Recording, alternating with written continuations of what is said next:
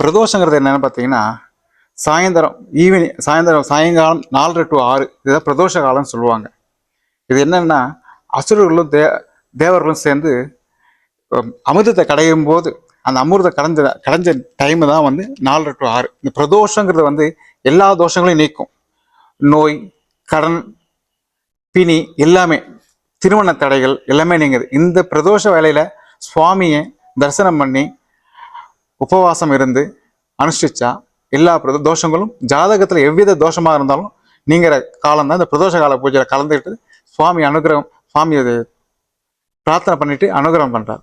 இந்த 4 to 6 பிரதோஷ காலம் பால், தயிர், நெய், அபிஷேக பொருட்கள் எல்லாமே, அபிஷேகத்தூள் எல்லாம் அபிஷேகம் பண்ணி, இளநீர் இதெல்லாம் அபிஷேகம் பண்றதுனால அவங்களோட பிரச்சனைகள் எப்படிப்பட்ட தோஷமா இருந்தாலும் ஜாதகத்தில் இருக்கிற தோஷம் எல்லாமே நிவர்த்தி ஆகிறது. அதனால சுவாமியை 4 to 6 அபிஷேகத்துல சுவாமி கலந்துட்டு சுவாமியை வணங்குறது ரொம்ப விசேஷமான இந்த பிரதோஷம்.